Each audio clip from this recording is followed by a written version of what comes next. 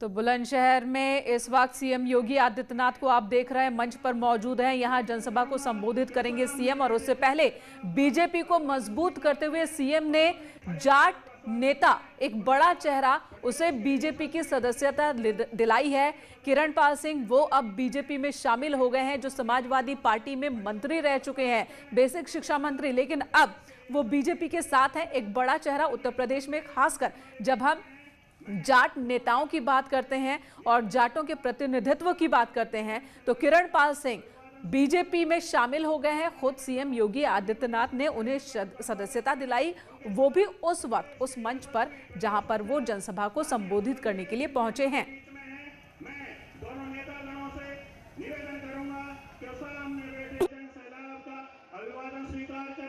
और सभी कार्यकर्ता खड़े होकर उनका स्वागत करें। उनके साथ प्रदेश के यशस्वी प्रदेश अध्यक्ष माननीय स्वतंत्र सिंह जी हमारे बीच में। बस कुछ ही पलों में सीएम योगी आदित्यनाथ अभी संबोधित करेंगे। कुल 7 सीटों पर विधानसभा का उपचुनाव होना है और यहां अगर हम बुलंदशहर की बात करें तो यहां पर बीजेपी का मुख्य मुकाबला बीएसपी के प्रत्याशी से है और साथ ही यहां पर किरण पाल सिंह, जो कि समाजवादी पार्टी के नेता रहे हैं, मंत्री रहे हैं, मुलायम सिंह यादव के नेताजी के बेहद करीबी रहे हैं, वो अब बीजेपी में शामिल हो गए हैं। और इससे उम्मीद की जा रही है कि जाटों को साधने में ये एक बहुत बड़ा सियासी दांव है। किरण पाल सिंह की अगर हम बात करें तो अलग अलग मुद्दों पर वो अक्सर हमलावर रहे हैं, खासकर बीजेपी सरकार पर, लेकिन अब वो खुद बीजेपी का हिस्सा बन गए हैं। थोड़ी ही देर में सीएम योगी आदित्यनाथ लोगों को संबोधित करेंगे। बड़ी संख्या में लोग यहां पहुंचे हैं उन्हें सुनने के लिए। 7 विधानसभा सीटों पर जो उपचुनाव होना है, पूरी ताकत झोंक दी गई है।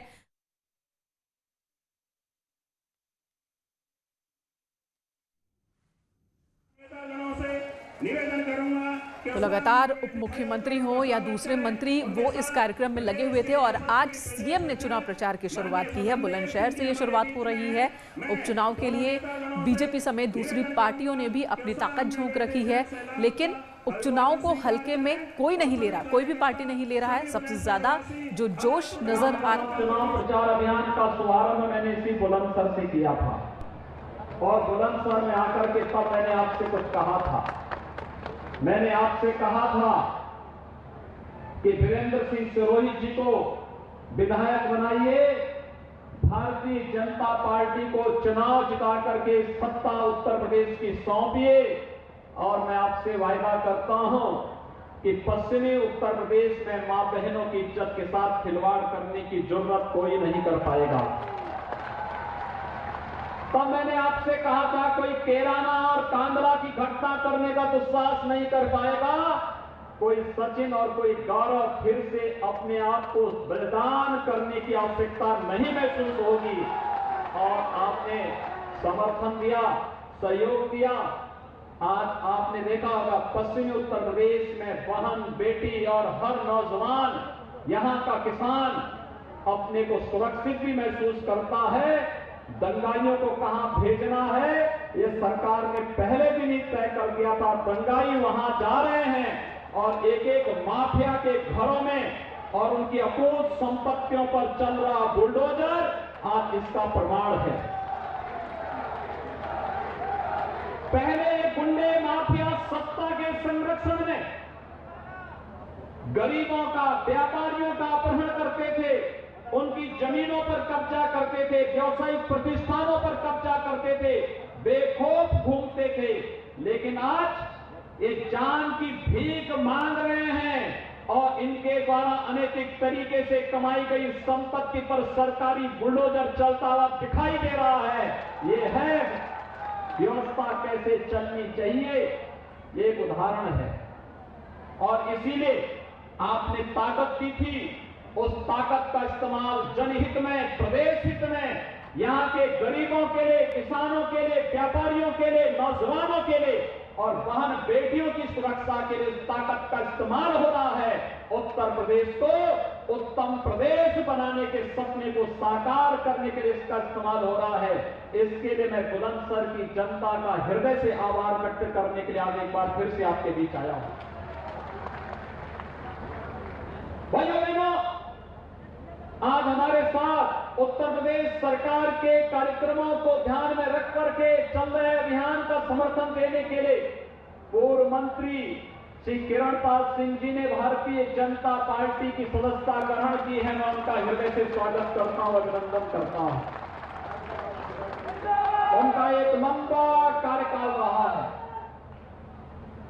उन्होंने समाज कल्याण के लिए, लोगों के हित के लिए लगातार कार्य किया और जब उनको लगा कि वास्तव में देश के अंदर मोदी जी के नेतृत्व में और प्रदेश में भारतीय जनता पार्टी की सरकार में ही यहां के किसानों का, यहां के नौजवानों का हित है, तो उन्होंने भी आज भारतीय जनता पार्टी की प्रत्याशी श्रीमती उषा सिरोही जी के समर्थन में भारतीय जनता पार्टी की सदस्यता ग्रहण की है।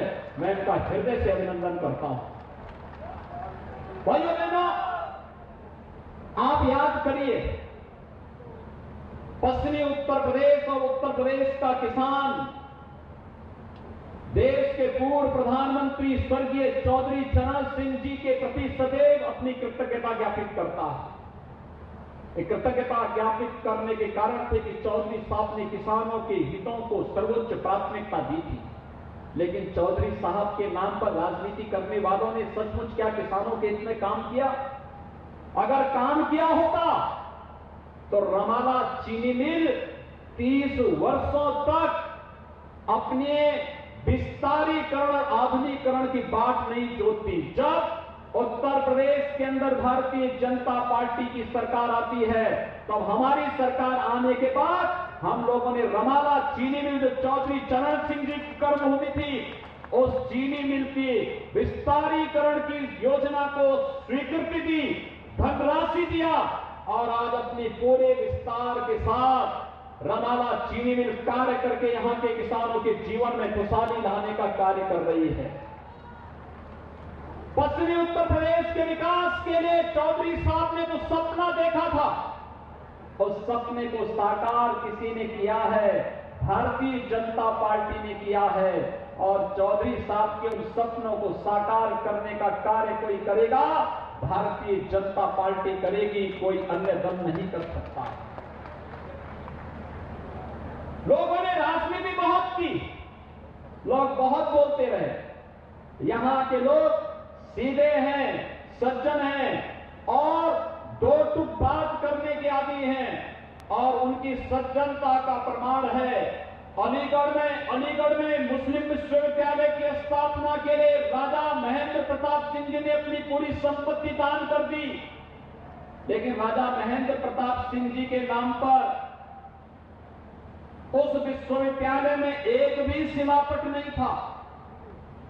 यहां तक कि अलीगढ़ मुस्लिम विश्वविद्यालय में किसी भी प्रकार से अनुसूचित जाति, जनजाति, पिछड़ी जाति के छात्रों के लिए न तो वहां पर नौजवानों को नौकरी में और न ही वहां पर प्रवेश में ही कोई आरक्षण की सुविधा उनको दी गई।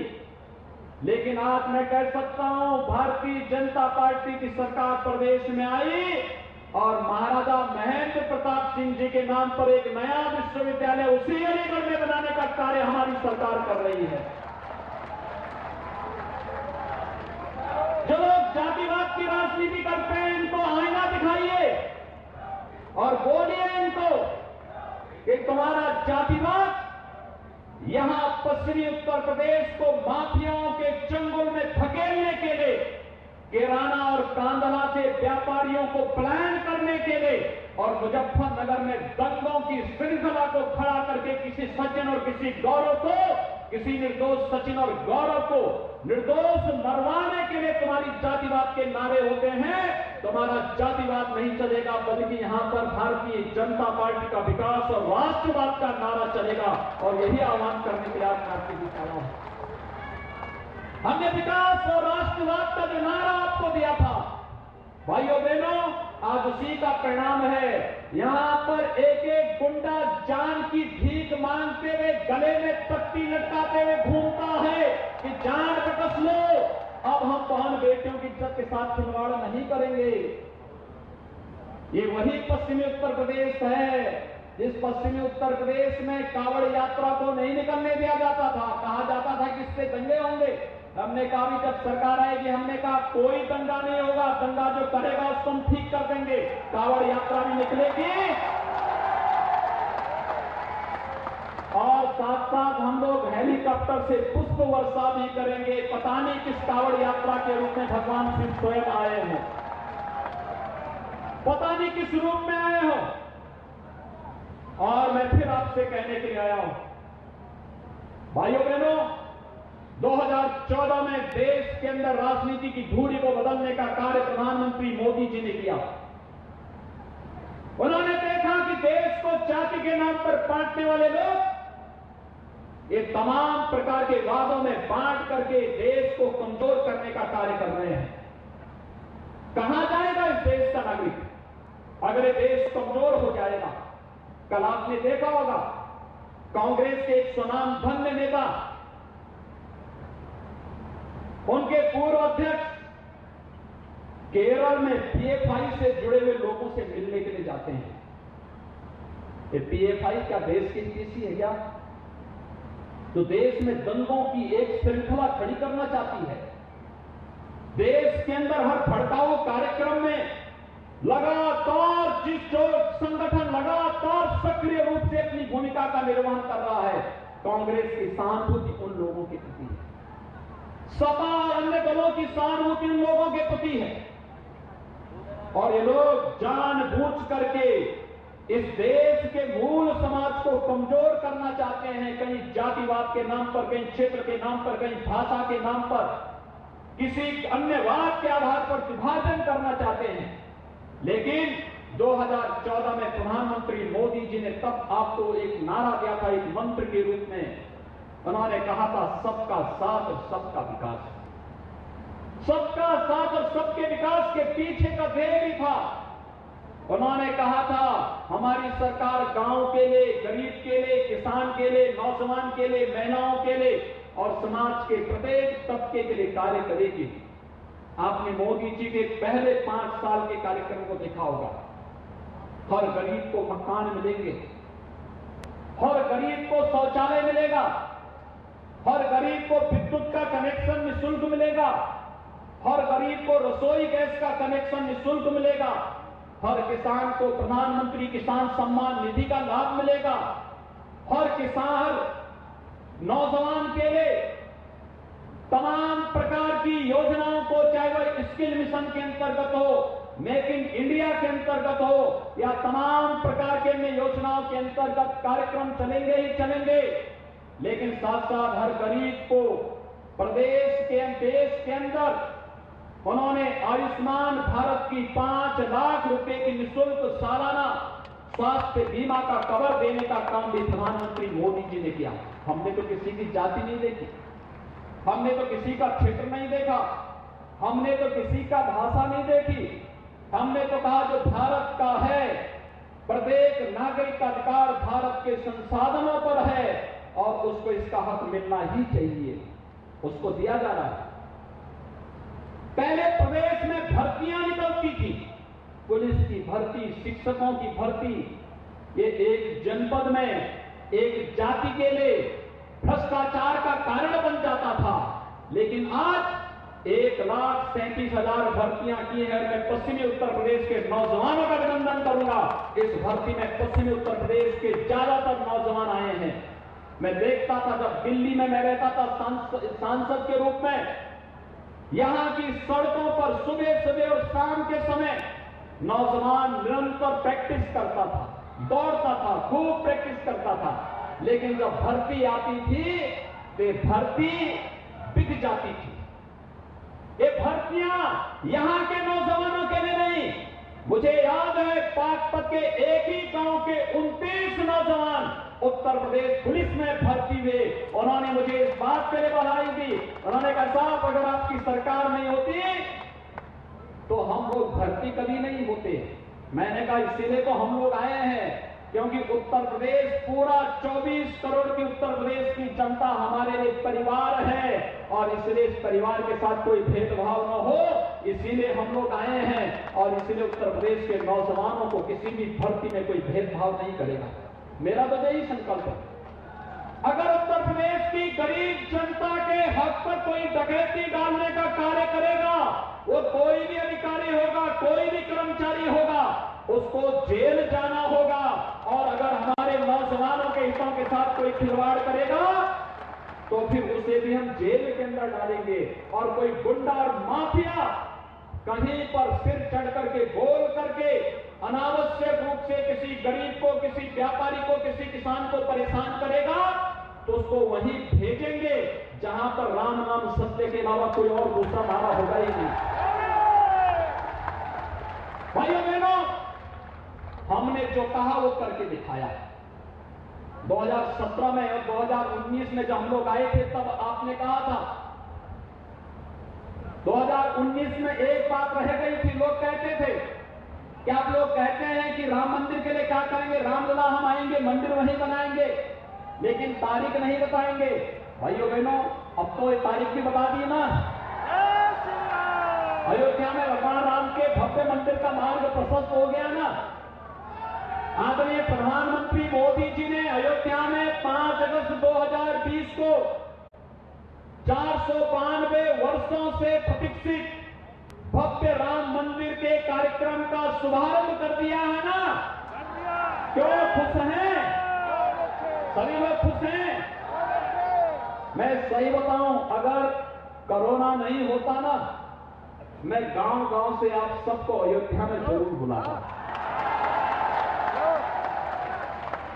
प्रार्थना करिए भगवान से एक कोरोना से जल्दी मुक्ति मिले। कोरोना कालखंड में आपने देखा होगा प्रधानमंत्री मोदी जी के नेतृत्व में किस रूप में काम हुआ, किस रूप में कार्य हुआ।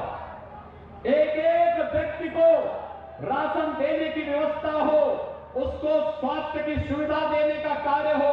प्रशासन ने, कोरोना वॉरियर्स ने, समाज के प्रत्येक तबके में, हर समाज के लोगों ने जिस रूप में आगे आकर काम किया, मैं उन सबका अभिनंदन करता हूं। और उत्तर प्रदेश देश में आबादी का सबसे बड़ा राज्य होने के बावजूद सबसे बेहतर परिणाम देने वाला राज्य भी कोरोना में उत्तर प्रदेश ही है। भाइयों बहनों, यह सब आपके कारण संभव हो पाया है और इसीलिए मैं आप सबसे अपील करूंगा, मेरी अपील होगी आप सबसे कि जब तक दवाई और वैक्सीन नहीं आ जाती हमारे पास, तब तक 2 गज की दूरी और मास्क जरूरी का पालन हम जरूर करें। स्वर्गीय वीरेंद्र सिंह सिरोही जी आपके नेता थे, बहुत वरिष्ठ कार्यकर्ता थे, पूरा जीवन समाज के लिए, पार्टी के लिए समर्पित कर दिया। उन्होंने जो कहा, हमारे सांसद और विधायकों ने जो कहा, हमने बुलंदशहर के लिए किया। बुलंदशहर में कोई सोचता था आज मेडिकल कॉलेज भी बुलंदशहर में बनने जा रहा है। भाइयों बहनों, बुलंदशहर के लिए मेडिकल कॉलेज, चीनी मिल बंद हो गई थी, सपा सरकार बंद कर चुकी थी। चीनी मिल की शुरुआत श्री सुरेश राणा जी ने सिरोही जी के और यहां के माननीय सांसद और विधायकों के कहने पर प्रारंभ कर दी है। अमृत योजना में बुलंदशहर के विकास की परियोजना को तेजी के साथ आगे बढ़ाने का कार्य हो ही रहा है। लेकिन भाइयों बहनों, बगल में ही जेवर में हम लोग एयरपोर्ट बना रहे हैं, उसका लाभ सबसे ज्यादा बुलंदशहर को ही मिलना है। और एक बात और बताऊं, सुनेंगे? अब फिल्म सिटी के लिए मुंबई नहीं जाना पड़ेगा, बुलंदशहर के ही बगल में फिल्म सिटी भी बना रहे हैं। फिल्मों में काम करने का अवसर मिलेगा आप लोगों को। मैं तो यहाँ के सांसद भोला सिंह जी को बोला हूं कि भाई देखो, जनता की सेवा करो, फिल्मों के चक्कर में मत पड़ना भी से। नहीं तो पता लगा कि फिल्मों में काम करने के लिए चले गए, जनता यहां ढूंढ रही है, लेकिन वे जनता की सेवा में लगेंगे, जनता का कार्य करेंगे और पूरी मजबूती के साथ यहां पर कार्य होगा। विकास के पैमाने पर सुरक्षा के मुद्दे पर और भ्रष्टाचार के मुद्दे पर कोई समझौता नहीं भाइयों बहनों। इसकी जिम्मेदारी हमारी। आप भारतीय जनता पार्टी को चुनाव जिता करके भेजिए, यही अपील करने के लिए मैं आपके बीच आया हूं। और भाइयों बहनों, श्रीमती उषा सिरोही जी को भारतीय जनता पार्टी ने अपना प्रत्याशी बनाया है। उन्हें भारी बहुमत से चुनाव जिता करके भेजेंगे। दोनों हाथ उठा करके मेरे सामने बताइए। देखिए, कोविड-19 के बावजूद मैंने तो कहा था कि भाई 2000 से ज्यादा लोग नहीं आएंगे। आप लोग यहां 30,000 की संख्या में आ गए। लेकिन मैं सबसे अपील करूंगा, जो 30,000 की यहां पर कार्यकर्ताओं की और जनता जनार्दन का जो स्नेह हमें यहां पर मिल रहा है, आप सबसे मेरी अपील होगी, आपके पास स्मार्टफोन होगा और आप सभी भारतीय जनता पार्टी के कार्यकर्ताओं के साथ लग करके घर घर जा करके 2 गज की दूरी का पालन करते हुए, मास्क जरूरी है इसका पालन करते हुए 3 नवंबर को होने वाले चुनाव में श्रीमती उषा सिरोही जी को भारी बहुमत से कमल चुनाव चिन्ह के साथ चुनाव जिता करके भेजिए और विकास और सुरक्षा की गारंटी हमारे ऊपर छोड़ दीजिए। बस यही अपील करते हुए मैं वाणी को देता हूं विराम। जय जय श्री राम, जय जय श्री राम, जय जय श्री राम, जय जय श्री राम। सीएम योगी आदित्यनाथ बुलंदशहर में, जहां पर उषा सिरोही बीजेपी की प्रत्याशी, दिवंगत बीजेपी विधायक धीरेन्द्र सिरोही की पत्नी, जिन्हें इस बार बीजेपी ने चुनाव मैदान में उतारा है, उनके पक्ष में वोटिंग के लिए अपील सीएम ने की लोगों से और कहा कि एक बार फिर से बीजेपी को यहां से आप विधानसभा भेजे बीजेपी कैंडिडेट को और विकास होगा। हर उस मुद्दे का जिक्र यहां पर सीएम ने चुनावी मंच से किया जो इस पूरे पश्चिमी उत्तर प्रदेश को छूने वाला मुद्दा हो। बात चाहे जातिगत राजनीति की हो या फिर बात क्राइम को लेकर हो, हर मुद्दे पर सीएम ने अपनी बात रखी। साथ ही याद भी दिलाया कि किस तरह से एसपी शासनकाल के दौरान में पिछली सरकारों के दौरान क्राइम का बोलबाला था और गुंडों को पिछली सरकारें पनाह दिया करती थी। ये कहा सीएम ने, और हम पनाह नहीं देते बल्कि हमारी सरकार में इस वक्त अपराधी गले में तख्ता लिए घूम रहे हैं कि हमें जेल में ही रखा जाए तो अच्छा है। फिल्म सिटी का भी जिक्र किया। मुख्यमंत्री ने कहा कि अब मुंबई जाने की जरूरत नहीं, उत्तर प्रदेश में जो टैलेंट है उसे उत्तर प्रदेश में ही काम भी मिलेगा, फिल्में बनेंगी। 2 गज की दूरी जरूरी, ये भी याद दिलाया मुख्यमंत्री ने एक बार फिर से कि जब तक दवाई नहीं ढिलाई नहीं और 2 गज की दूरी जरूरी, इस मंत्र का पालन जरूर करें। बुलंदशहर से बेहद करीब फिल्म सिटी का निर्माण होने जा रहा है। रंजीता हमारी सहयोगी बुलंदशहर से हमारे साथ मौजूद है। रंजीता, अगर हम बुलंदशहर विधानसभा सीट की बात करें, बीजेपी के पास ऑलरेडी ये सीट थी, हालांकि 7 में से 6 बीजेपी के पास थी, और यहां पर मामला कैसा आपको नजर आ रहा है? कोई चुनौती मिल रही है बीजेपी को या फिर जो पक्ष है, जैसा कि सीएम भी कह रहे हैं कि 30,000 लोग उनको सुनने के लिए वहां पहुंचे हैं, तो एक तरफा दिख रहा है माहौल? मिनका, निश्चित तौर पर देखिए, योगी आदित्यनाथ का भाषण अभी खत्म हुआ है और जिस तरह की भीड़, जिस तरह से जनता का हुजूम यहाँ पहुंचा हुआ था, निश्चित तौर पर बीजेपी को उससे कहीं ना कहीं इस भीड़ को देखकर एक उत्साह जरूर बढ़ा है।